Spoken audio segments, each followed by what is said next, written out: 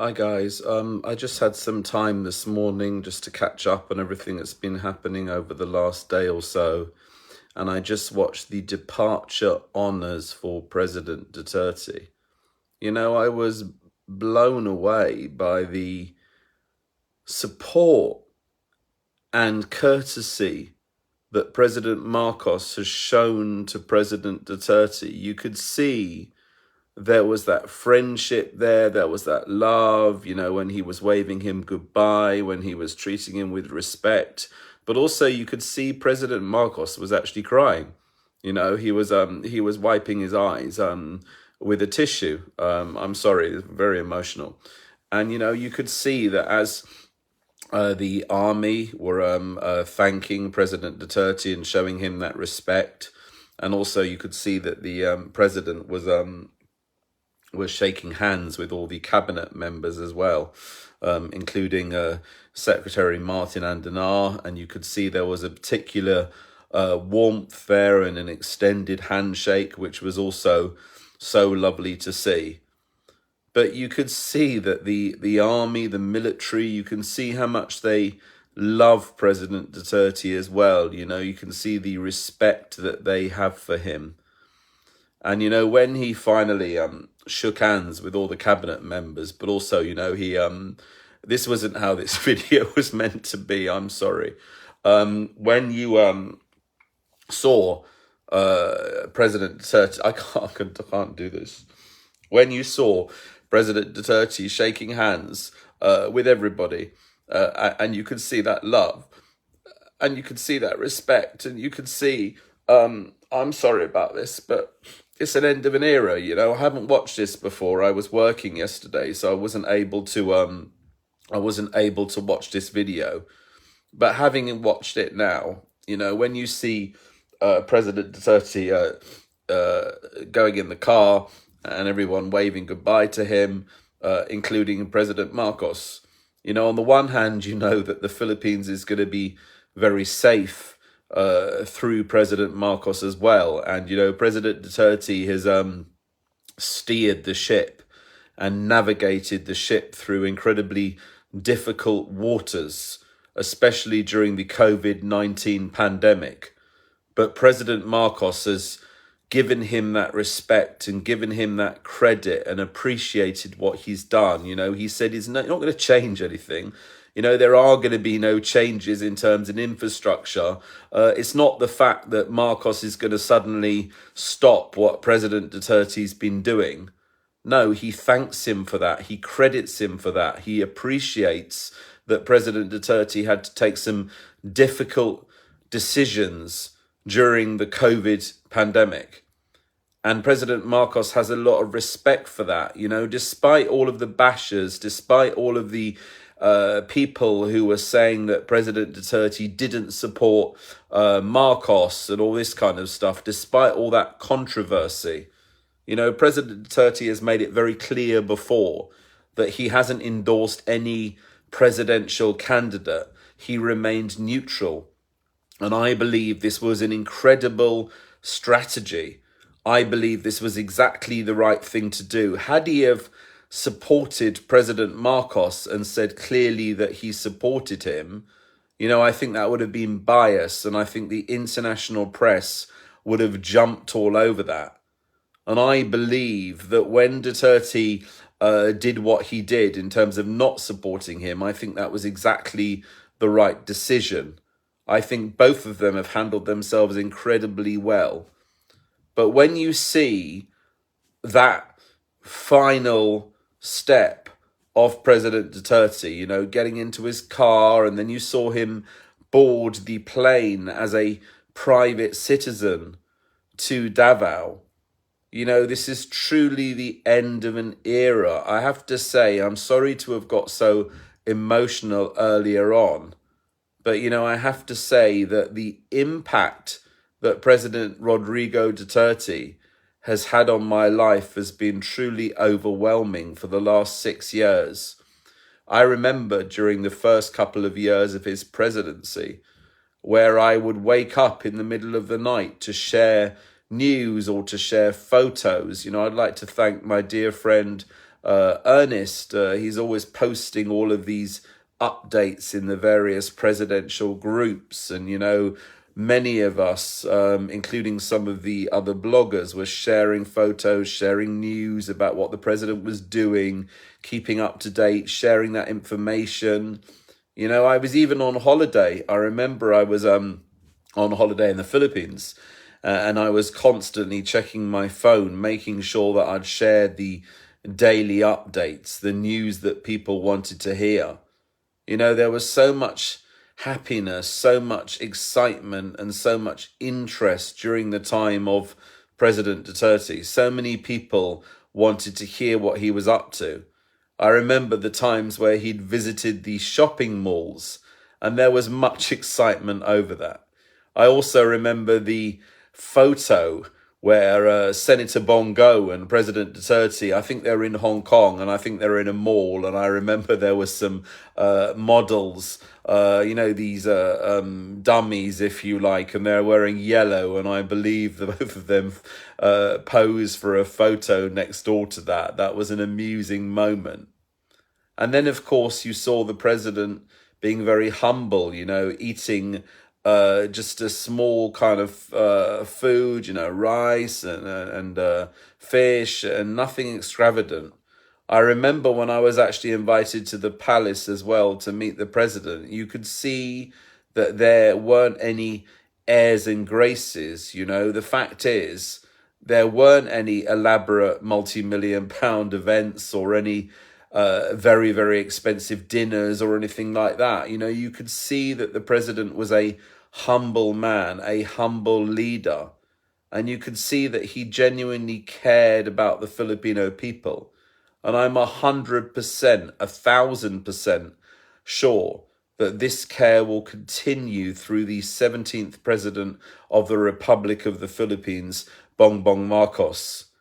I took some time today. I've taken some time specifically to watch all of these videos and to understand exactly what's happening, and to dedicate some time as well to understand more about President Bongbong Marcos. I want to know how he's performing.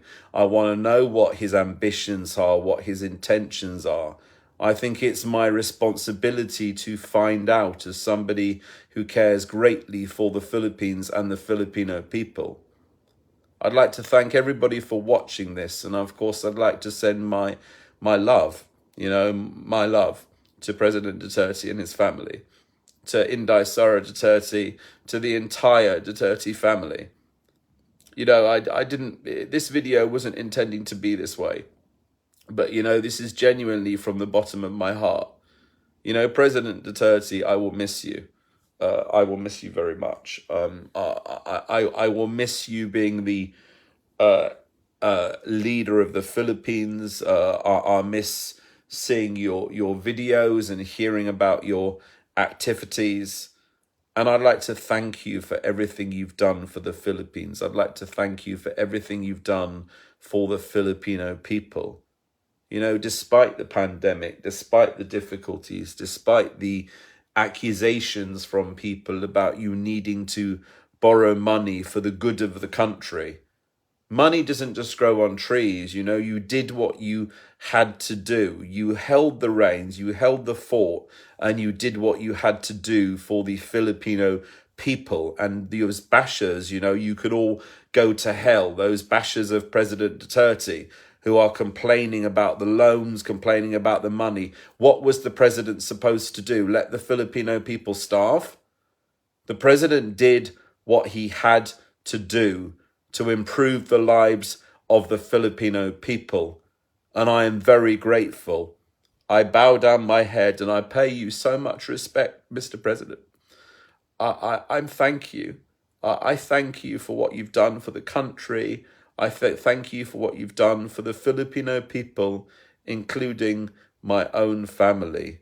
I'm very, very grateful.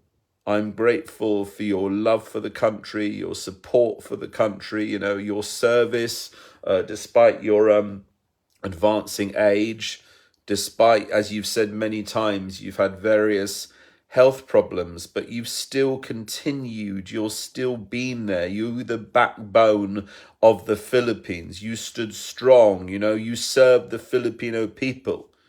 During the COVID-19 pandemic, you spent so much time away from Davao. You're in Manila. You're in the capital city of the Philippines. You're at the palace. You know, you should have been there with your family. Instead, you were taking care of the Filipino people. You're a man of honor, a man of service, and a man who served the Filipino people very, very well. Despite the bashers who were constantly saying, oust Duterte, and making all these plots against you, you were still there. You were still strong. You were still at the helm. You were still steering that ship. That ship is the Philippines. And I know you've done a fantastic job. And dealing with the war on drugs, you know, I have to say, you've done a fantastic job. You know, crime has reduced, as far as I understand from official figures, crime had reduced more than 50% under your watch. I remember in days gone by where there were drug dealers on many streets in many barangays. But the fact is, under your esteemed leadership, people were scared to sell drugs. I remember watching a program in the UK where I was seeing something that a mother was saying now, that before she was selling drugs and now she's ensuring her children are going to school and she's now off drugs. And she thanked the president for that. You know, despite the many bashers the president has or had, he's still continued. He's still fought for the Filipino people. He did a job that was incredibly difficult, incredibly hard, to stay the test of time for 6 long years, fighting for the Philippines, fighting for the Filipino people, was incredible. And I know many, including myself, will miss you greatly. But please understand and please remember, Mr. President, that I'm not going anywhere. You know, I'd love to see you in Davao one day. You know, I'd always dreamed of visiting your canteen whilst you were president, where you would be eating your breakfast or whatever. You know, I haven't been able to do that. But I do hope to meet you again, Mr. President. I do hope to shake your hand once again and personally thank you for everything you've done for the Philippines. But much more than that, rest assured, Mr. President, as I'm sure you have no doubt, the Philippines is in safe hands under President Marcos. I've seen for myself the fantastic plans that President Bongbong Marcos has for the Philippines. And I know the Philippines is going upwards. I know the Philippines is just going to get better. I know President Marcos cares greatly for OFWs. And I absolutely loved it when he also paid tribute to the Philippine nurses around the world. You know, a massive shout out to what they're doing. But he sounds as though he's also going to sort out the Department of Health. He sounds as though he's going to make sure that nurses and healthcare workers are paid better in the Philippines. And he's also talking about that he understands the need for nurses to go abroad, but I think he also believes that they should be staying at home and they should get a wage that would encourage them to stay back home in the Philippines. I believe that the Philippines has done so well over the last 6 years. As President Marcos said, no leader past his father has improved infrastructure so much. President Duterte has done so much for the country, including building the country for a better Philippines. He has left so many improvements in the country, and I'd like to pay him this personal tribute, this personal respect. Maraming salamat po, Mr. President. Dagang salamat. Thank you. Thank you for what you've done. Thank you for caring for the Filipino people. I'm so appreciative, and I wish you my very best. My heart, my love, goes to you and to your family, Mr. President. President Duterte, you know, what can I say?